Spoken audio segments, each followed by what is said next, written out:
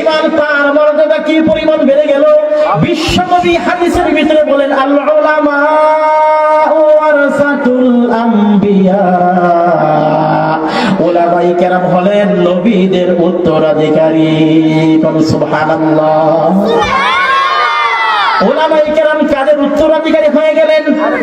দুনিয়ার কোন মন্ত্রী নয়, দুনিয়ার কোন এমপি নয়, দুনিয়ার কোন সরকার নয়, দুনিয়ার কোন নেতা নেত্রী নয়, দুনিয়ার কোন রাজা বাদশা নয়, বরং আসমানের নিচে জমিনের উপরে আল্লাহ পাকের সবচাইতে প্রিয় বান্দা যারা, বেগুনা মাসুম নবী রাসূলগণ যারা, এখন তারা নবী রাসূলদের উত্তরাধিকারী হয়ে গেল। ঠিক কিনা বলেন?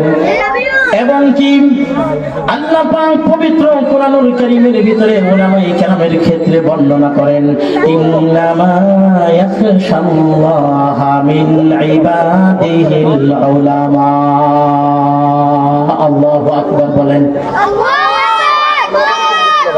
ইন্নামা ইয়াখশাল্লাহা মিন ইবাদিহিল উলামা। আল্লাহ পাকের বান্দাদের মধ্য থেকে উলামায়ে কেরামই আল্লাহকে অধিক পরিমাণে ভয় করেন।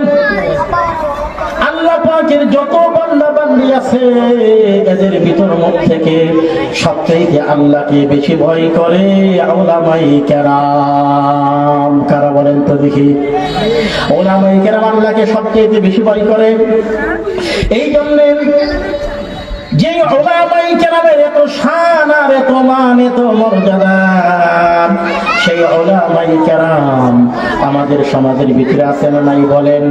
আমরা যদি আমাদের সমাজকে উলামায়ে কেরামের নেতৃত্বে পরিচালনা করি, আমরা যদি আমাদের সমাজকে উলামায়ে কেরামের দিক নির্দেশনায় পরিচালনা করি, আমরা যদি আমাদের সমাজটাকে উলামায়ে কেরামের বাণী দিয়ে, উলামায়ে কেরামের নসিহত দিয়ে আমাদের সমাজকে পরিচালনা করি, আমাদের সমাজকে যদি সাজাই, আমাদের সমাজ সুন্দর হবে। ঠিক কিনা বলেন?